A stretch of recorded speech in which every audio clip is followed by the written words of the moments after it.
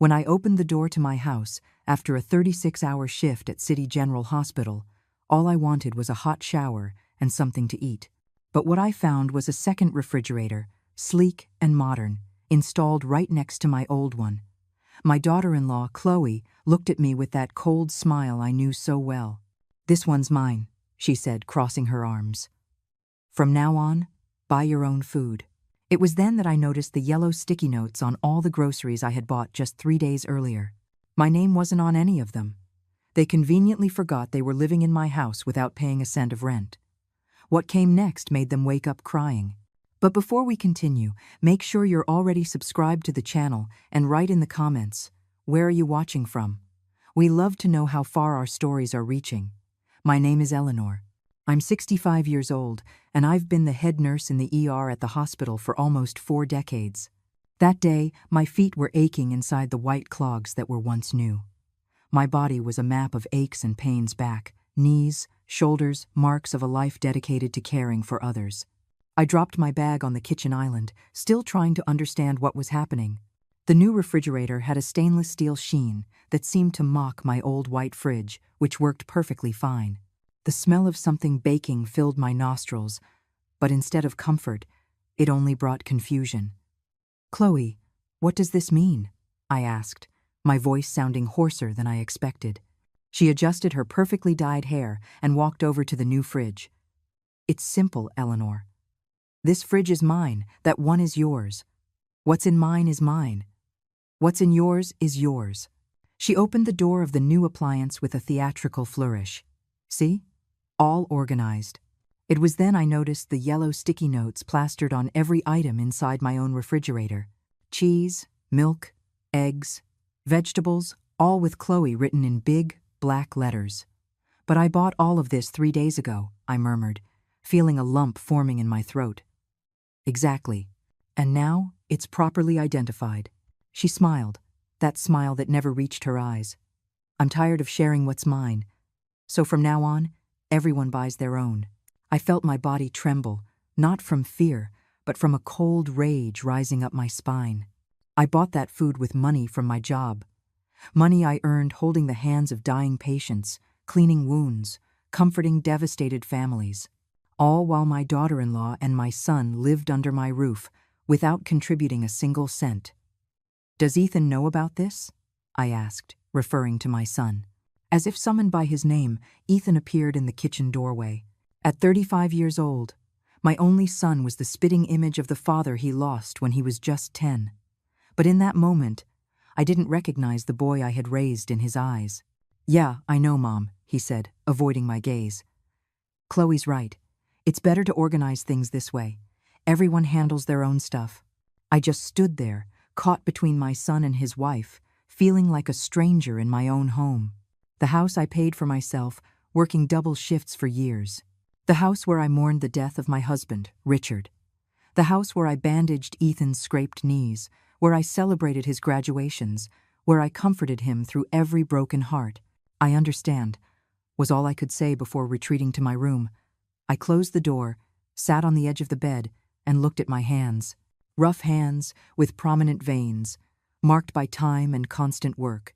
Hands that held my son when he was born, that wiped his tears, that paid every bill for this house. That night, I didn't cry. Something inside me had changed.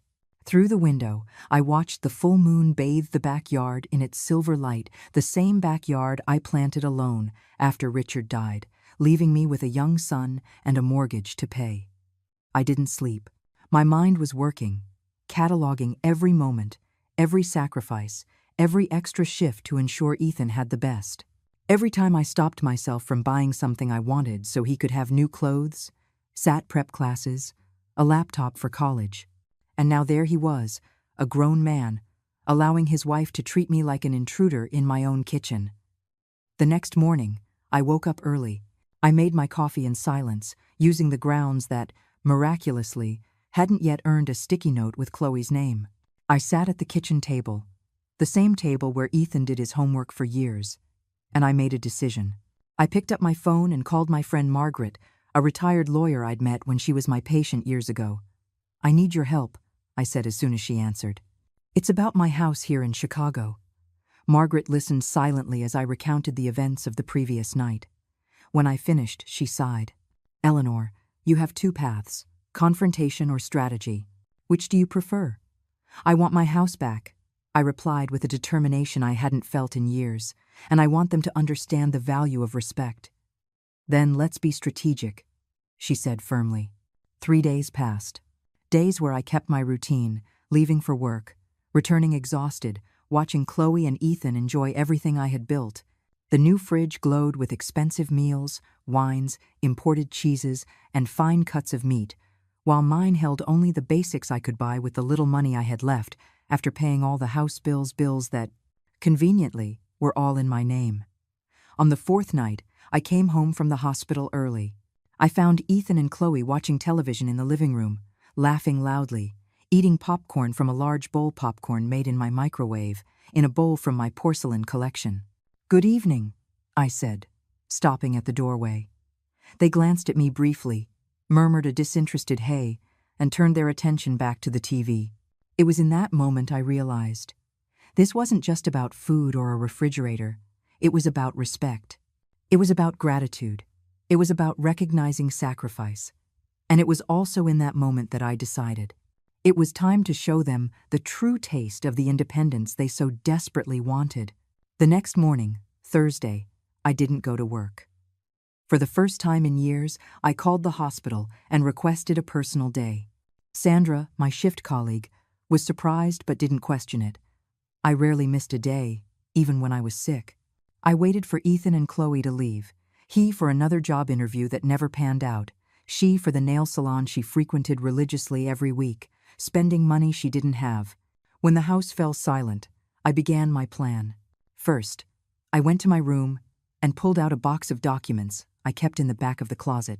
In it was the deed to the house, payment stubs, receipts for the kitchen, remodel, everything that proved every inch of this place had been earned with my sweat. Among the papers, I also found something I hadn't seen in a long time. A loan agreement signed by Ethan 5 years ago. When he turned 30 and decided he wanted to start his own business, he came to me asking for money. At that time, I sacrificed my retirement savings $50,000 that took me decades to save. "It's an investment, Mom," he'd said with bright eyes. "In 2 years, I'll pay you back, with interest." The business, a high-end audio store, failed in less than 1 year. The money vanished, and Ethan never mentioned the subject again. And I, like the mother I had always been, never pressed him for it. I thought he felt bad enough about the failure. But now, holding that document, I realized that perhaps my leniency had been a mistake. Perhaps, by not demanding accountability, I had helped create the ungrateful man my son had become. I scanned the contract and sent it to Margaret, along with all the other important documents. Then, I did a detailed accounting of all the household expenses for the last 2 years. Water, electricity, high-speed internet, property taxes, maintenance, insurance, groceries, all paid exclusively by me, while I supported 2 adults perfectly capable of working. Next, I went into Ethan and Chloe's room. I knew I shouldn't be in there, but I needed to better understand what was happening. On Chloe's nightstand, I found bank statements for a joint account I didn't know about. Glancing quickly, I saw regular deposits coming from her mother's account, a wealthy woman who lived abroad. Chloe was receiving a generous allowance every month, money that was clearly not being used to contribute to the household expenses. In a desk drawer, I found something even worse. A real estate flyer, a Zillow listing for houses for sale in our very neighborhood. One of them was circled, with notes about financing scribbled in the margin. In Chloe's handwriting, I read, "When we sell the old woman's house, her part, 30%. Our part, 70%. Beside it, detailed calculations on how much they could get from the sale of my house. My house? And how they would use the money to buy a new property, leaving me with only a fraction of its value. My heart pounded. It wasn't just the labels on the fridge. It was a complete plan to take what was mine, to discard me when I was no longer useful. And my son was in on it. I took photos of everything with my phone and put the papers back exactly where I found them. I left their room feeling betrayed, but strangely stronger. The rage had given way to resolve. My next stop was the office of an old friend, Charles, an accountant I knew from when he handled the hospital's finances. I showed him the documents and the unpaid loan. What would be the current value, with interest and adjustments? I asked. Charles did some calculations on his machine. Based on standard legal interest, it would be about $72,000 today. $72,000. Enough for me to make a fresh start away from them, if it came to that. And if I wanted to collect this legally? Charles looked at me over his glasses. Are you sure, Eleanor? We're talking about your son. I'm sure he's my son. What I'm not sure of is if he still remembers that. Before I left, Charles gave me the name of a lawyer specializing in family and real estate law. If you need to go down that road, Arthur is the best. I returned home with time to spare. I went to the supermarket and bought a large amount of groceries, not basics, but specialty items I knew Ethan and Chloe enjoyed. Imported blue cheese that she adored, craft beer that he collected, Belgian chocolate, exotic fruits. At home, I began preparing an elaborate dinner, a pot roast, which had been my son's favorite recipe since childhood, accompanied by roasted potatoes and steamed vegetables. I also made a sophisticated dessert, tiramisu, which Chloe always praised when we ate at restaurants. I set the table with my best china, crystal glasses from my wedding registry, and cloth napkins. I put fresh flowers in the center and lit candles. Ethan and Chloe arrived just as I was finishing the preparations. I saw the astonishment in their eyes when they saw the table set, when they smelled the aroma of the food. "What is this, Mom?" Ethan asked, confused. "A special dinner," I replied with a serene smile. "I thought we could talk." Chloe seemed suspicious, but the smell of the food and the sight of the set table seemed to have calmed her slightly.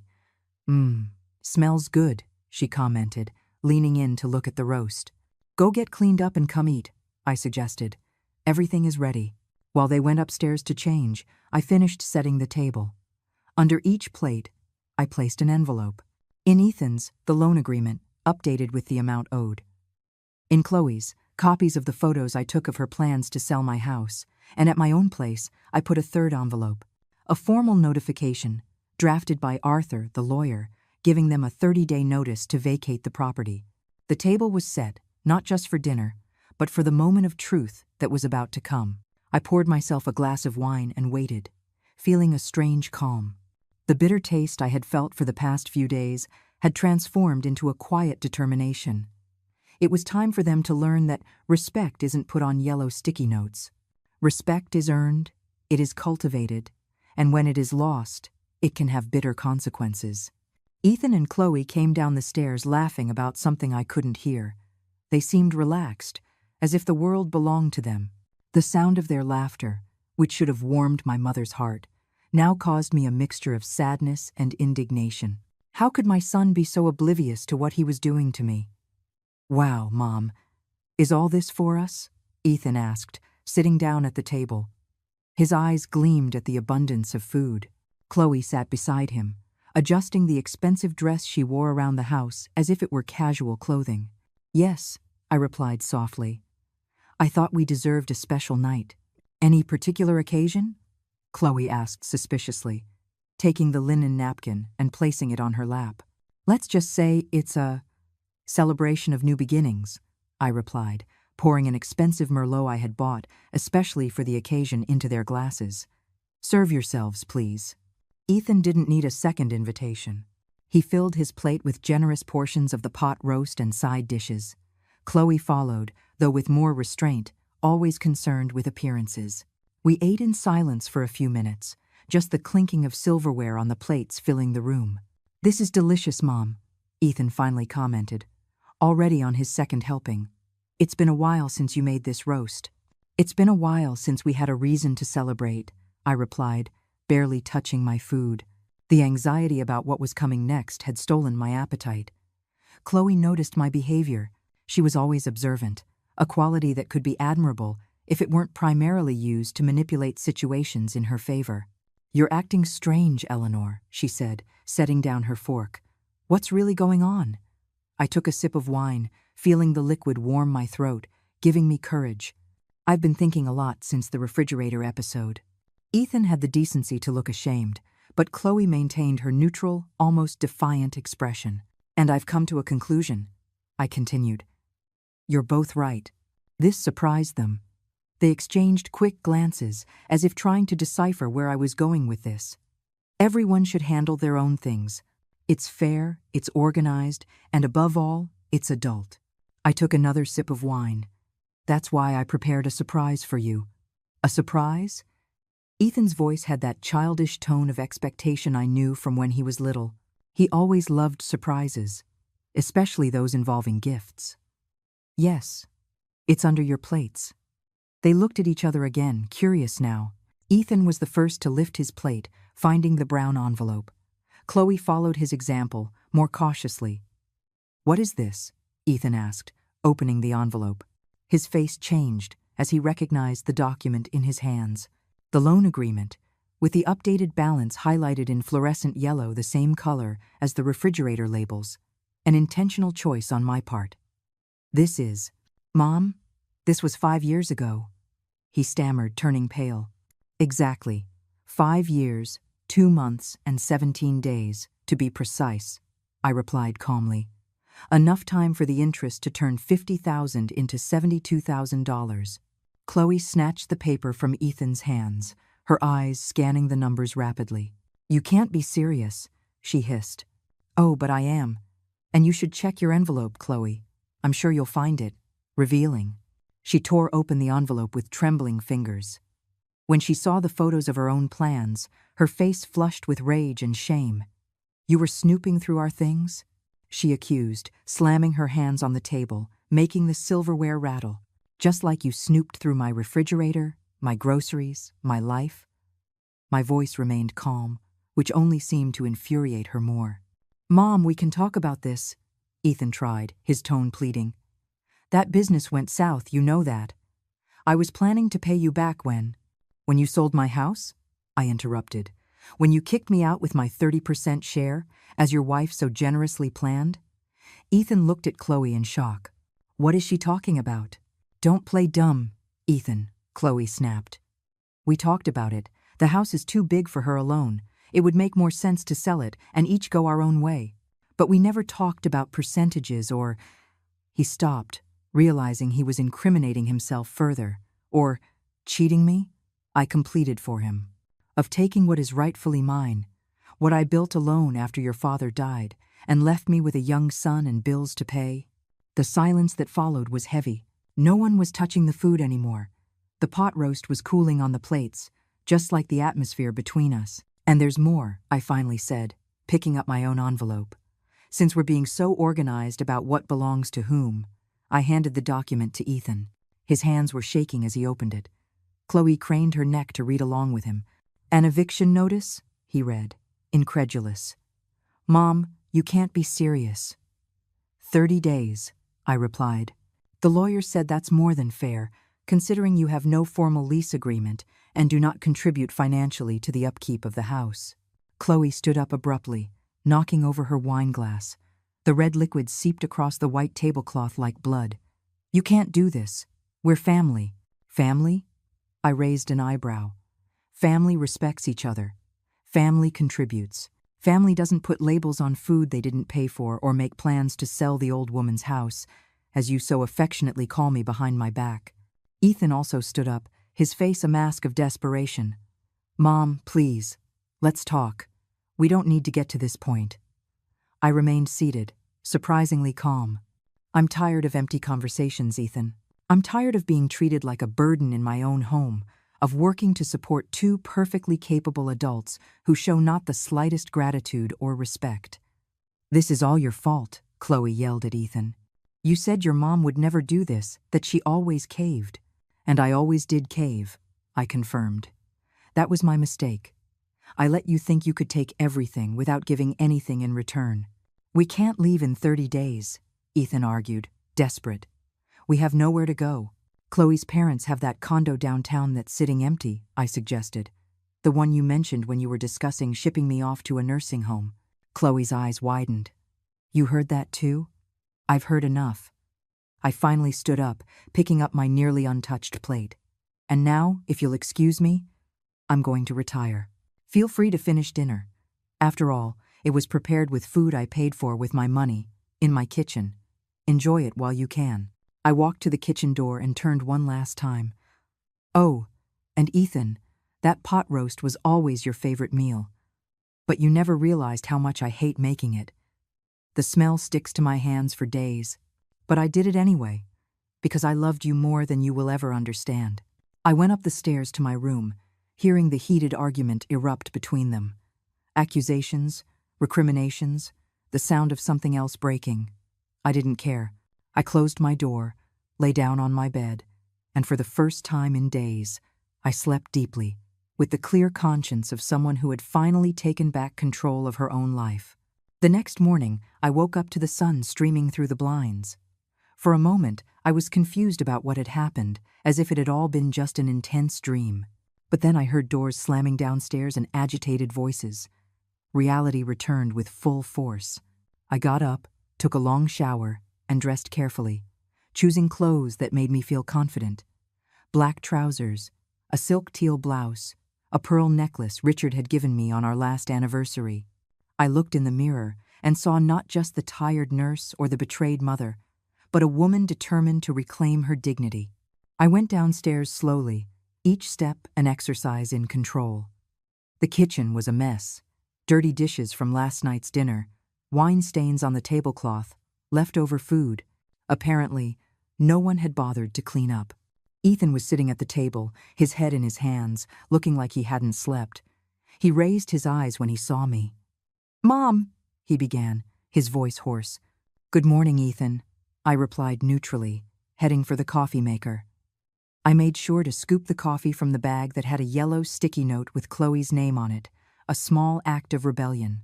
"About last night." He tried again. "Where's Chloe?" I interrupted, preparing my cup. "She left early. Went to her parents' house." He hesitated. "We're in trouble, Mom." "I imagined so." I sat down across from him, holding my cup between us like a small barrier. 30 days isn't much time to find a new place. It's not just that. He looked genuinely distressed. "Chloe is furious. She says she's going to sue me if the house thing doesn't go through." "Sue you?" I raised an eyebrow. "The house is in my name, Ethan, exclusively." "I know, but..." He ran his hands through his hair in a nervous gesture. "We had plans. Promises. Plans made at my expense, without my knowledge or consent," I pointed out. "That holds no legal weight. But there's a bigger problem." He bit his lip, hesitant. "That money I loaned you, I have no way to pay it back." "That's not news," I replied calmly, taking a sip of coffee. "No, Mom, you don't understand." His voice dropped to almost a whisper. "After the business failed, I got into some debt. I tried to win the money back with investments." I set my cup down. "What kind of investments?" "Gambling. Online betting." He couldn't look me in the eye. "I thought I could multiply the value quickly and pay you back, but you lost it all," I finished, a knot tightening in my chest. Not for the money itself, but for the revelation that my son had a problem I hadn't even suspected. "How long has this been going on?" 3 years, more or less, he confessed. "Chloe didn't know at first. When she found out, she was furious. That's when we started planning other alternatives, like convincing you to sell the house." He looked ashamed. "The idea was to pay off my debts with the sale money and buy a smaller place for the 3 of us." "For the 3 of us," I repeated, incredulous. "Even after planning to send me to a nursing home?" "That was Chloe's idea," he defended himself. "I never agreed with that. But you didn't overrule it either, apparently." I stood up, unable to sit any longer. "Ethan, how much exactly do you owe?" He mumbled a figure that made me sway.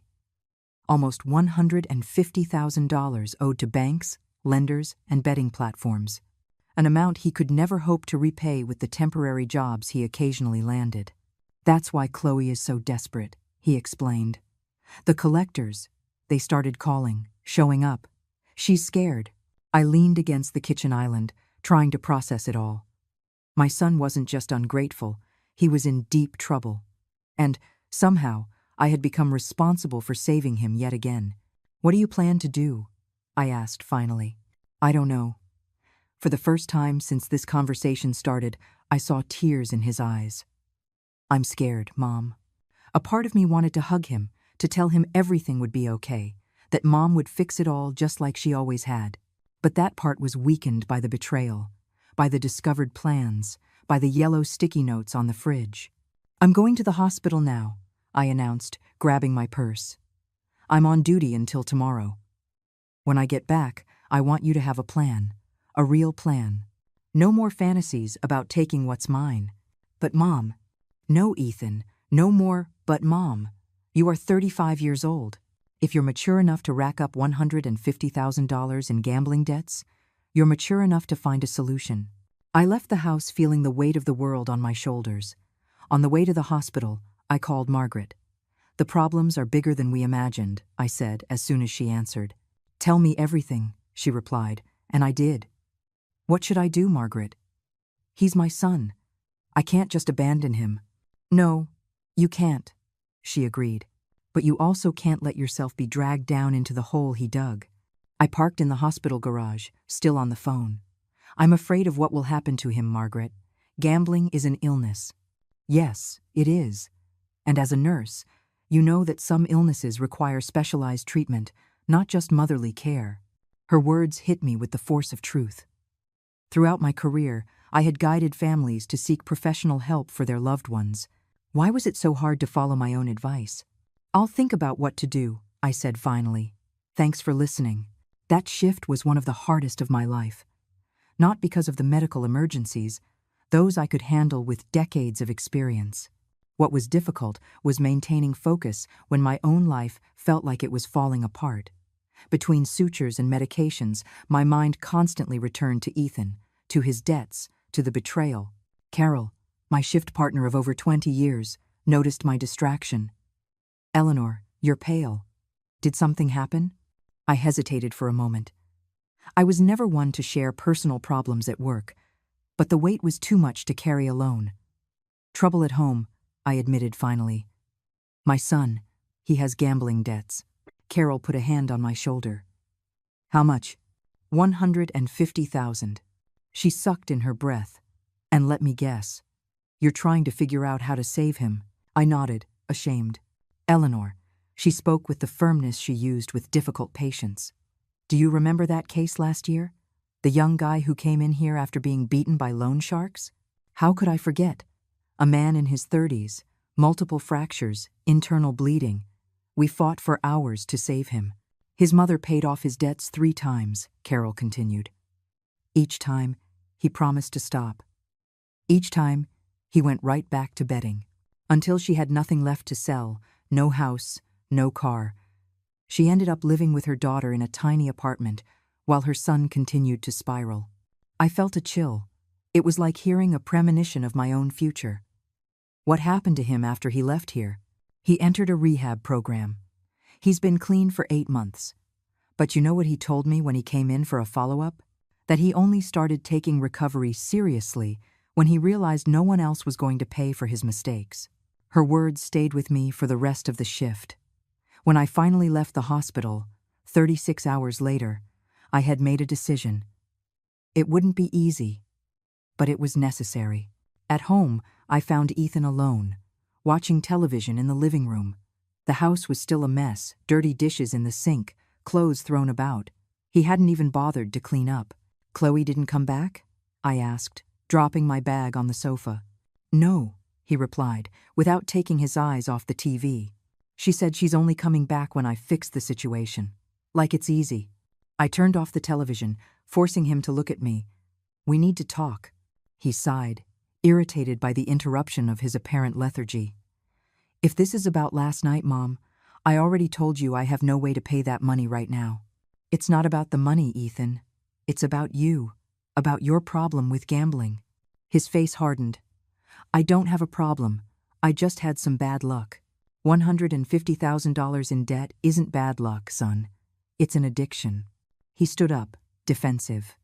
"Look, if you came here to give me a sermon, I'm here to offer you a choice," I interrupted. "A single opportunity." That got his attention. He fell silent, waiting for me to continue. Option 1. You seek treatment for your gambling addiction.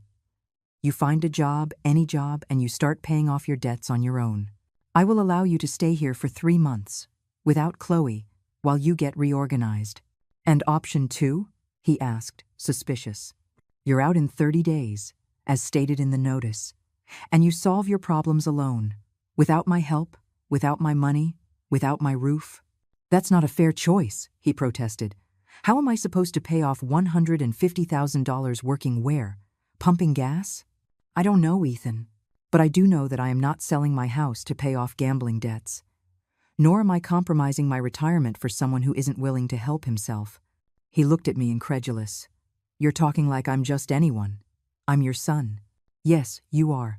And because you're my son, you owe me more than lies and manipulation. I kept my voice firm, even though my heart was breaking.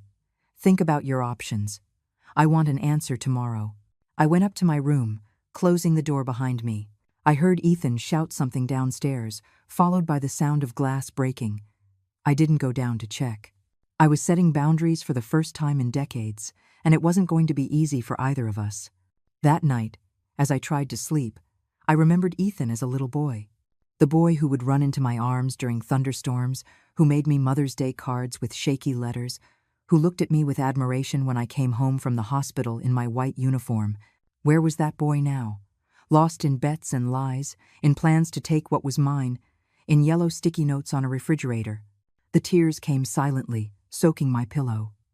I cried not just for the son I was losing, but for the mother I had been. Too permissive, too blind, always ready to sacrifice everything for someone who didn't value those sacrifices. But at dawn, as the first rays of sun came through the window, I felt a strange peace. The road ahead would be difficult, but for the first time in a long time, I felt I was doing the right thing, not just for me, but for Ethan, too. A week passed since the night I gave Ethan his options. 7 days of almost unbearable tension, where we coexisted in the same house like polite strangers. He didn't give me his answer the next day, as I had asked, or the day after. The silence stretched on, broken only by occasional greetings when we passed each other in the house. Chloe did not return. I learned from Ethan that she was at her parents' house, waiting for things to be resolved. I translated that mentally, waiting for me to cave, as I always had. On the 8th day, a rainy Thursday, I came home from my shift to find Ethan sitting at the kitchen table. In front of him was a manila envelope and a cup of coffee. He looked like he had aged years in just 1 week, deep dark circles, an unshaven beard, his shoulders slumped under the invisible weight of his choices. "Mom," he said when he saw me, his voice hoarse. "Can we talk?" I nodded, hanging my wet coat on the hook by the door. I poured myself some coffee and sat down across from him. "I called some rehab clinics," he began, pushing the envelope toward me. "This one up in Wisconsin has a specific program for gambling addicts. 28 days inpatient, then outpatient follow-up." I opened the envelope, surprised.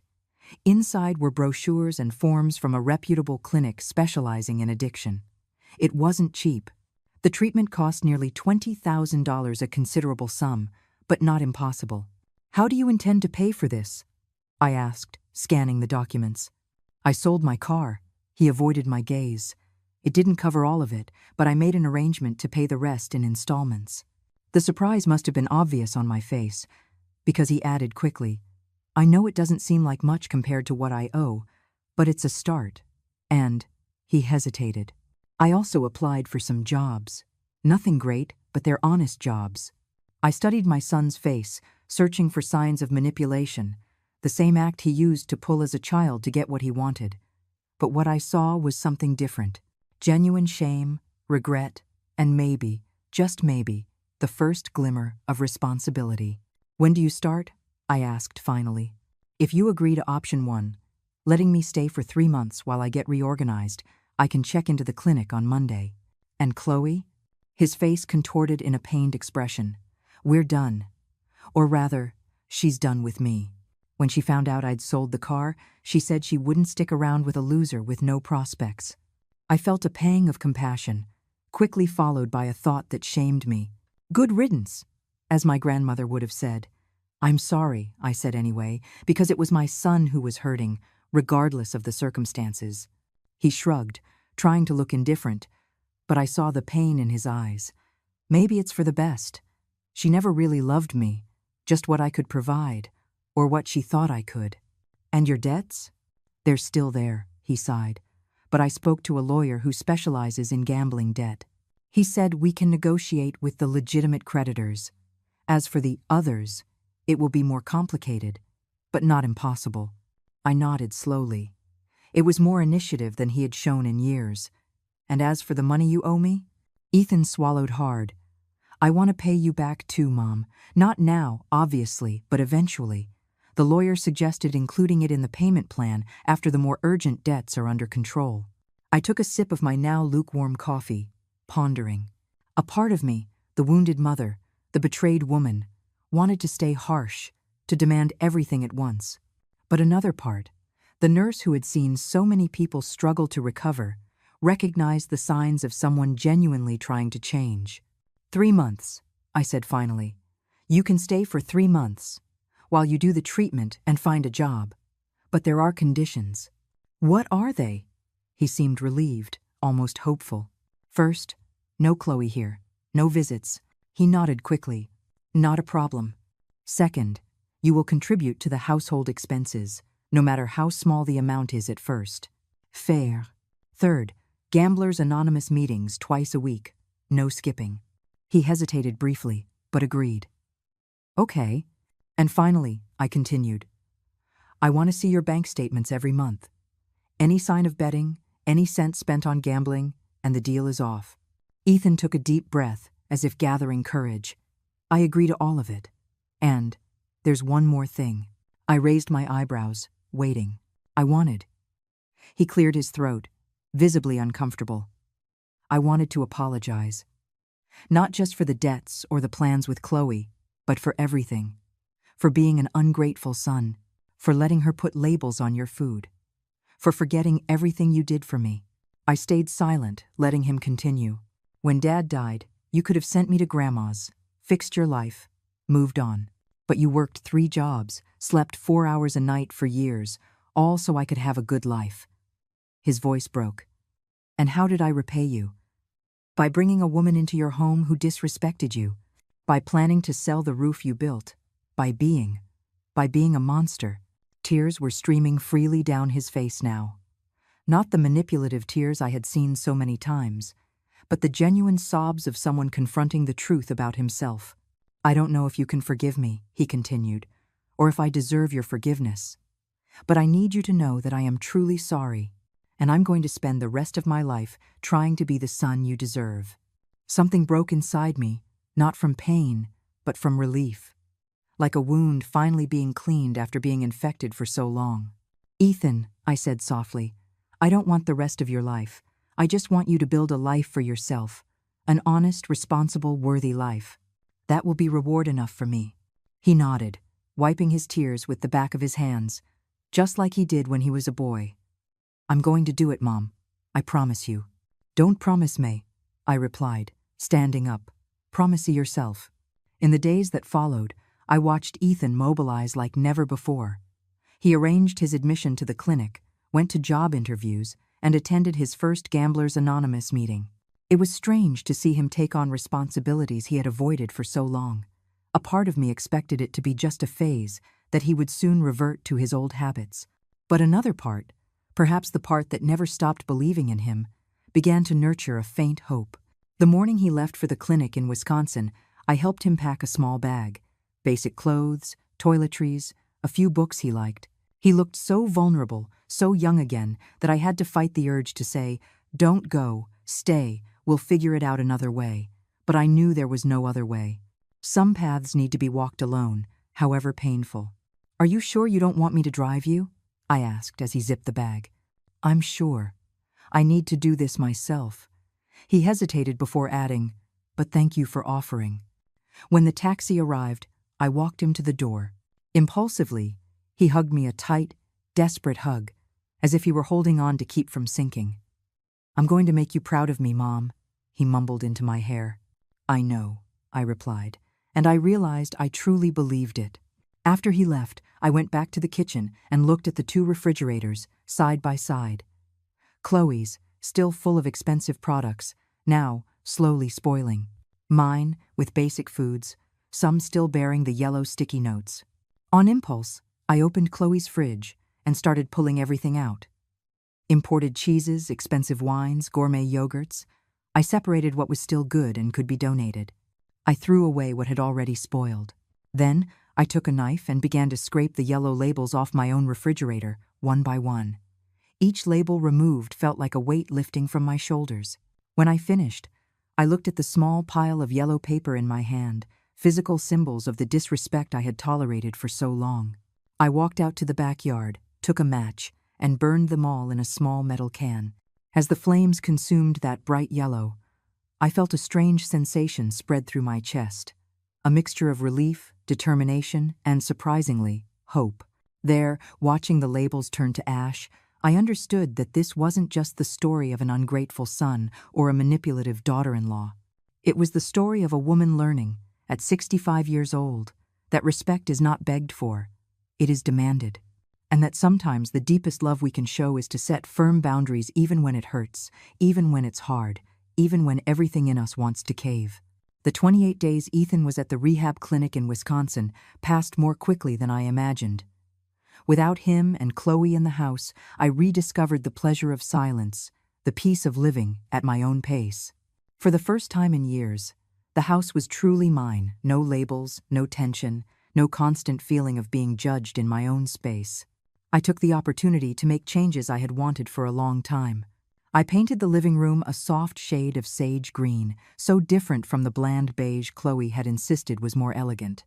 I rearranged the furniture, donated clothes I no longer wore, and planted new flowers in the garden. Small acts of reclamation that gave me back control not only of the physical space but of my own life. At the hospital, my colleagues noticed the change. "You're glowing, Eleanor," Carol commented during a break. "What happened?" "I'm learning to put myself first," I replied, surprising myself with the simplicity and depth of that statement. Visits to the clinic were only allowed on Sundays.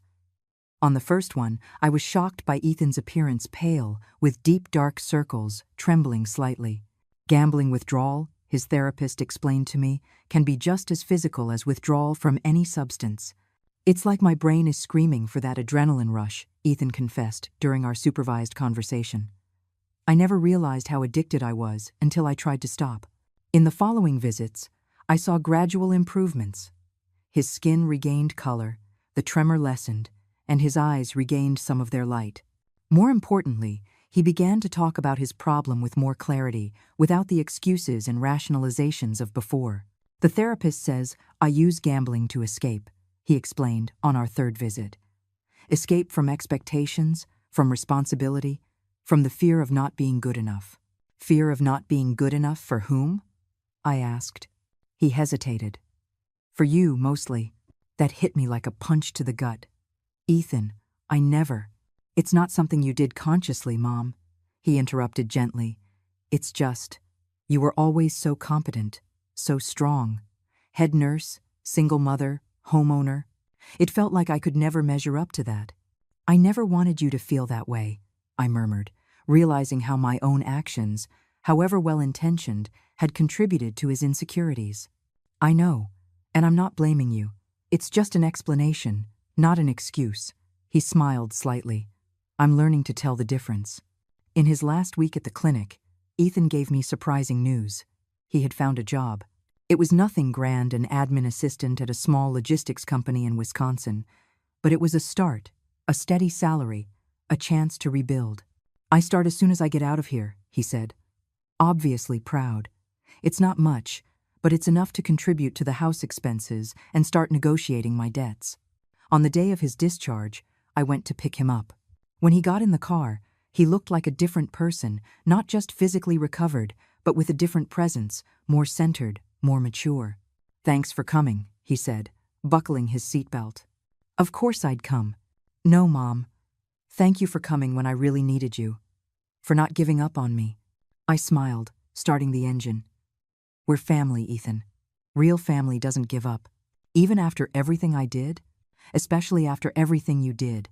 I glanced at him briefly before turning my attention back to the road, because now we know exactly where our boundaries are. The reintegration was not easy.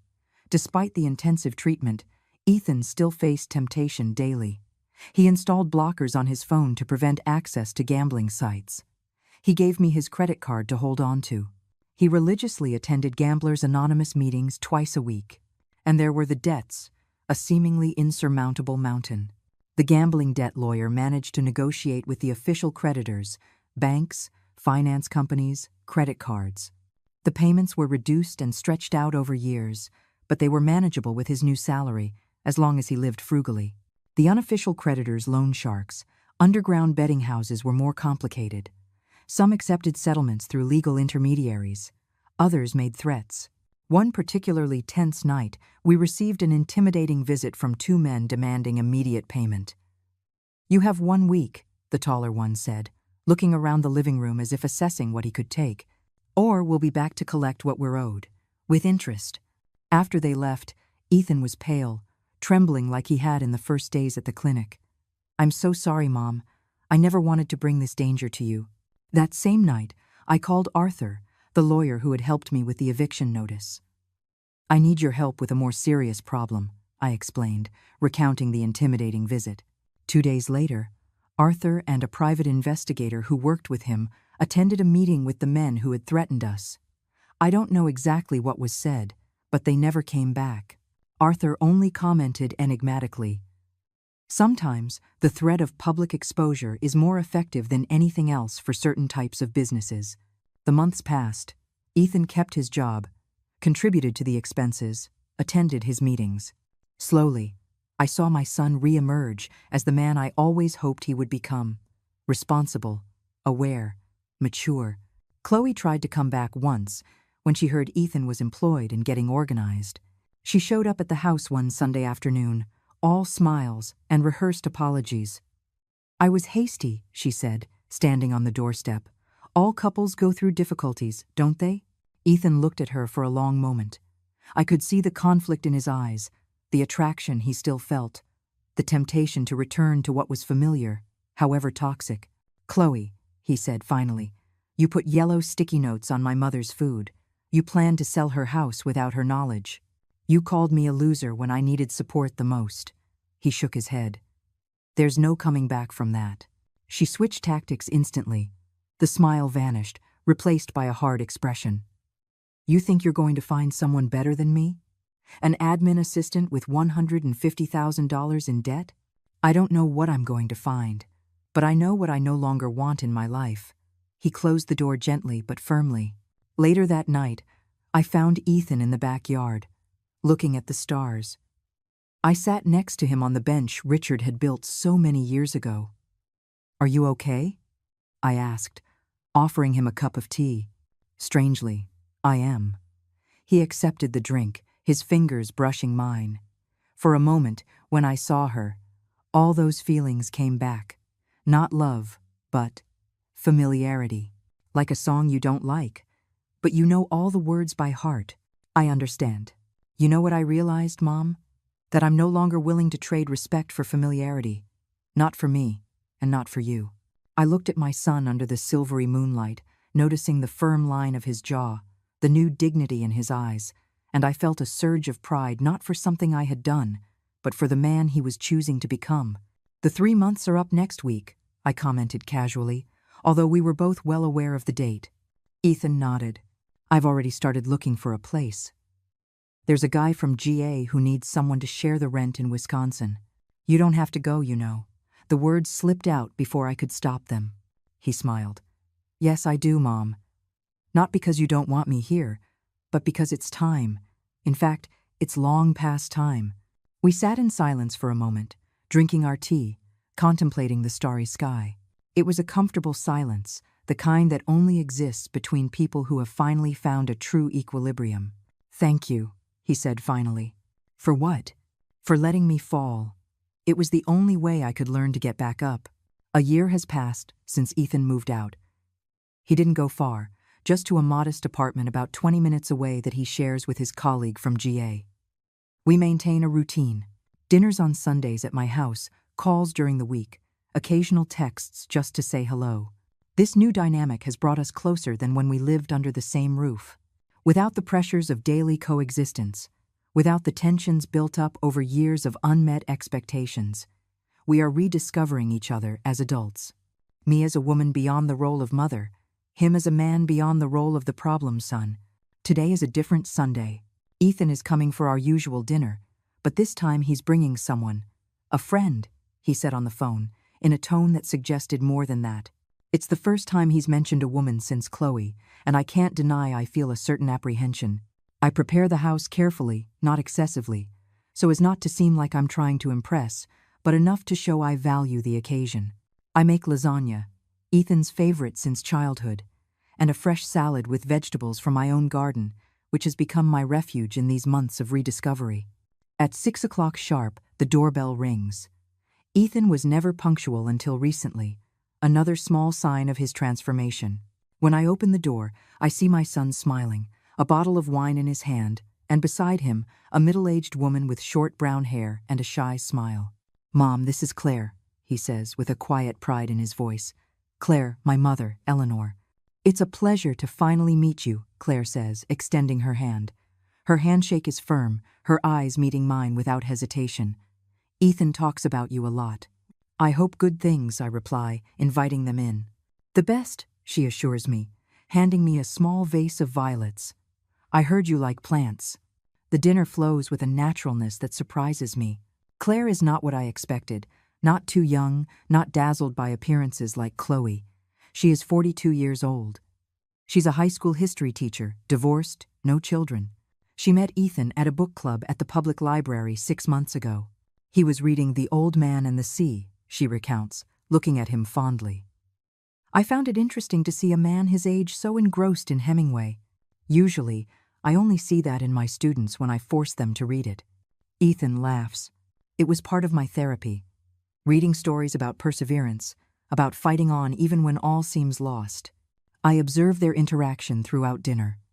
The way he looks at her, not with that desperate dependence he had with Chloe, but with respect and admiration. The way she listens to him when he speaks, attentive and present.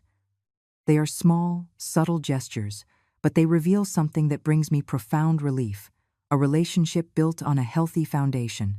When we serve dessert, an apple pie I made this morning, Claire asks about my work at the hospital.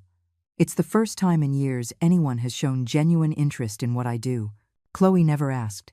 She always diverted the topic back to herself at the slightest sign the conversation might not revolve around her. "Ethan mentioned you're thinking about retiring," Claire comments as we savor our coffee. "I'm considering it, I admit. After 40 years, my body is starting to complain about the long shifts." "And what do you plan to do after?" She seems genuinely curious. The question takes me by surprise. I've been so focused on surviving, on working, on caring for others, that I've barely stopped to think about what I really want for myself. "I'm not sure," I answer honestly. "Maybe travel a bit. There are so many places I've never seen." "My mom always dreamed of seeing southern Italy," Ethan chimes in. "Her grandparents' homeland." "Really?" Claire lights up. "I lived in Naples for 2 years when I was doing my master's degree. It's absolutely wonderful."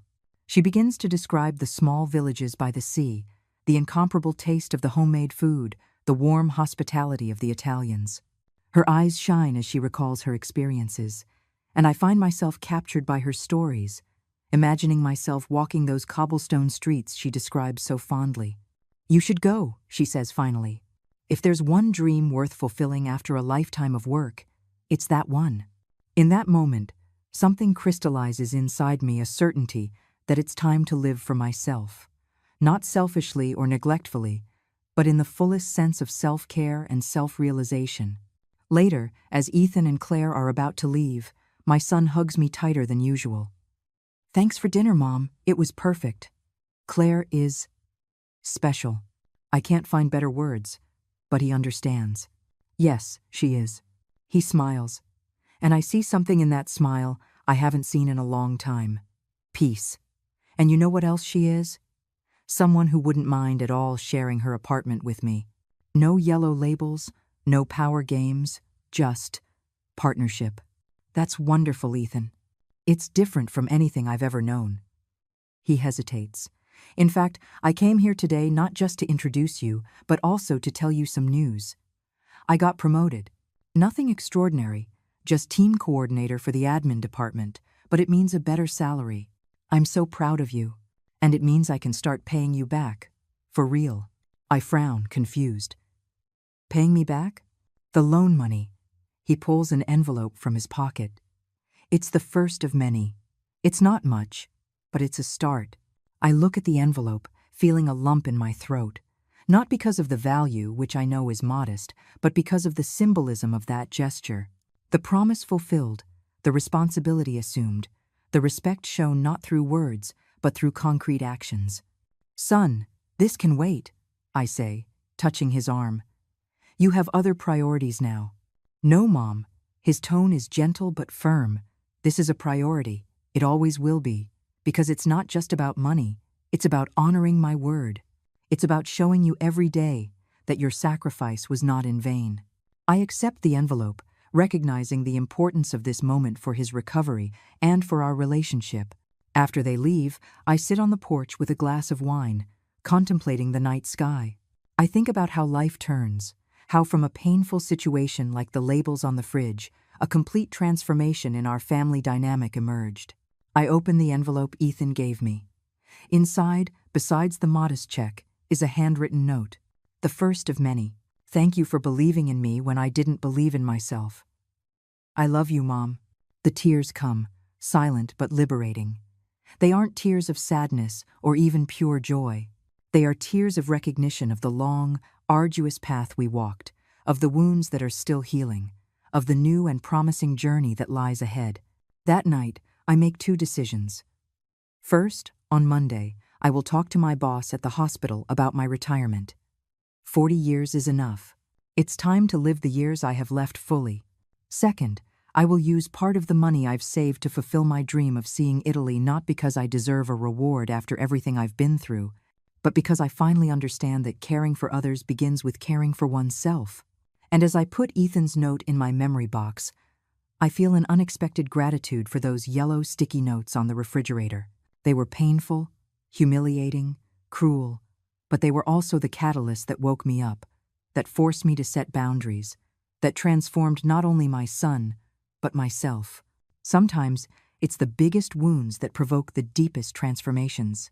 And sometimes it's necessary to endure the bitter taste of disrespect to rediscover the sweet taste of true love, the kind that doesn't smother, control, or diminish, but rather elevates, liberates, and dignifies.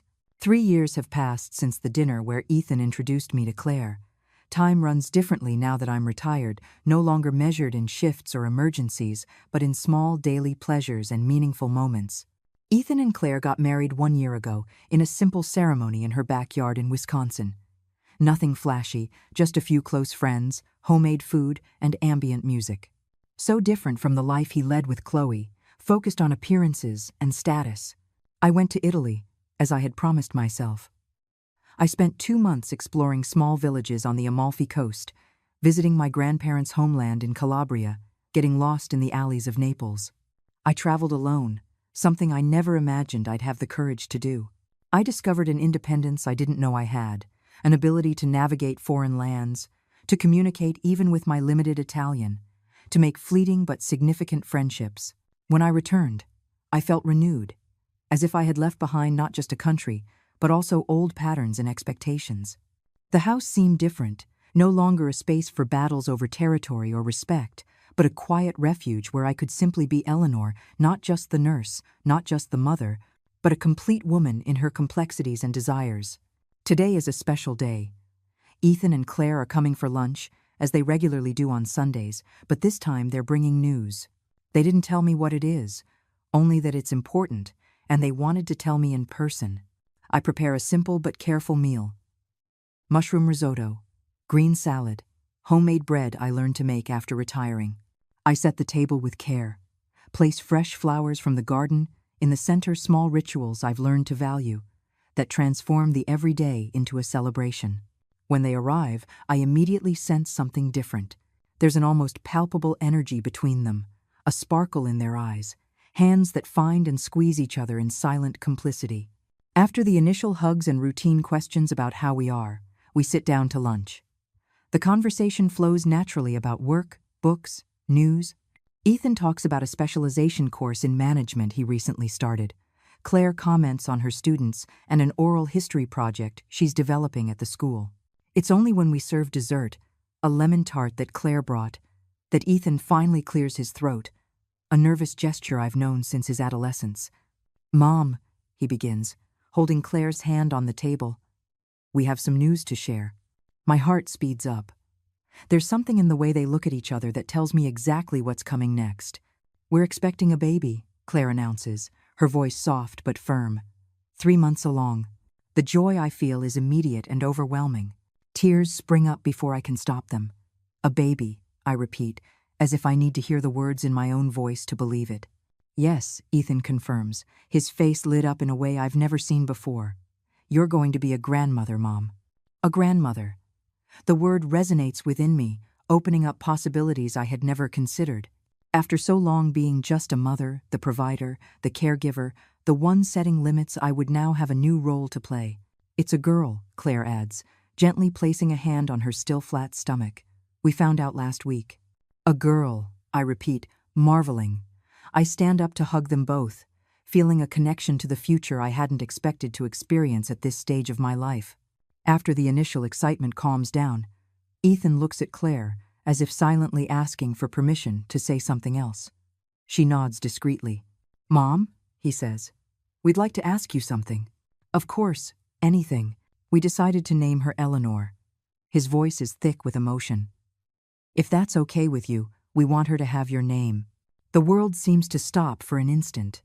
Of all the honors I've received in my life awards at the hospital, professional recognitions, none compares to this.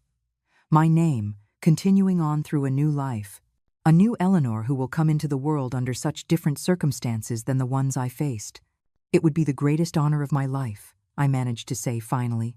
Later, as we're having coffee on the porch, Ethan hands me a small package. "What's this?" I ask, surprised. "Something I want you to have before little Eleanor arrives." I open the package carefully. Inside is a beautifully carved wooden box. Opening it, I find something that makes my heart stop for a second. The loan agreement I made with Ethan years ago, stamped with "paid in full" in red ink. "How?" I whisper, tracing my fingers over the document. "I thought it would still take years. I sold some things, worked extra hours, saved every possible cent," he explains. "I wanted this settled before I became a father. I wanted to start this new phase with no debts from the past." I examine the contract, noticing the attached receipts, the regular transfers over the last 3 years. Ethan not only kept his promise, he prioritized this commitment above comforts and luxuries. I don't know what to say, I admit, moved. "You don't have to say anything." He smiles. "I just wanted you to know that the lesson you taught me about respect, responsibility, consequences is the same one I intend to pass on to my daughter." Claire, who had been watching the scene in silence, adds softly, "Ethan told me the whole story. The labels on the fridge, Chloe, the gambling debts, all of it. And you didn't run screaming?" I joke, trying to lighten the intensity of the moment. On the contrary, she looks at Ethan with love. I fell in love with this man precisely because of his honesty, because of his ability to own his mistakes and work to fix them. It's not the past that defines a person, but what they choose to do with the lessons learned. Her words resonate in my mind, crystallizing something I've felt but never fully articulated: the transformative value of boundaries. As a mother, my greatest act of love wasn't when I caved, when I sacrificed everything, when I ignored faults for fear of hurting. It was when I said enough, when I established clear consequences, when I demanded respect not just for me, but for Ethan himself, for the man I knew he could become. Months later, I'm in the hospital waiting room this time, not as a nurse, but as an anxious grandmother. Claire's labor began early this morning, and Ethan has been by her side ever since. I pace back and forth, remembering so many other waiting rooms, so many other births I attended professionally. But nothing prepared me for this experience, this mix of anxiety, joy, and a strange feeling of continuity. When Ethan finally appears in the hallway, his face reveals everything before the words even come out. "She's here," he announces, his voice choked. "Perfect. Absolutely perfect." I'm led to the room where Claire is resting, exhausted but radiant, with a small bundle in her arms. As I approach, she lifts the baby slightly toward me. "Eleanor," she says softly. "Meet your grandmother, Eleanor." I take that tiny being into my arms, observing the still undefined features that will one day transform into a unique face. Her little eyes open for an instant, as if trying to recognize me, and I feel an instant connection not just to this new life, but to all the generations that came before and all those that will come after. "Hello, little Eleanor," I whisper. "Welcome to the world." Ethan puts his arm around my shoulders. "She's going to have a different life," he says, more to himself than to me. "No labels, no power games, no disrespect. I'll make sure of it." "I know you will," I reply, holding his free hand. In that moment, contemplating 3 generations gathered in that hospital room, I understand that the cycle has been broken, that from a situation of disrespect and humiliation, not only was a transformed man born, but also the promise of a different future for this little girl now sleeping in my arms. And I think, with a mixture of irony and gratitude, that it all started with yellow sticky notes on a refrigerator. How can the most insignificant moments trigger the most profound transformations? How sometimes we need to lose something: dignity, comfort, security to regain something far more valuable: our self-worth, our ability to set boundaries, our courage to demand respect. I look at little Eleanor and make a silent promise. She will grow up knowing her value. She will know the story of her grandmother, of her father, of the journey that brought us here. She will learn that love doesn't mean allowing everything, that true family is built on mutual respect, and that sometimes the bravest act we can perform is to simply say, "No more." From now on, things will be different. Because, in the end, it's not the labels on the refrigerators that define who we are. It's how we respond to them that reveals our true strength. Now, if you like this story, click subscribe and tell me in the comments what part left your jaw on the floor. Oh, and don't forget to become a member to get access to exclusive videos I don't upload here. I'll see you there.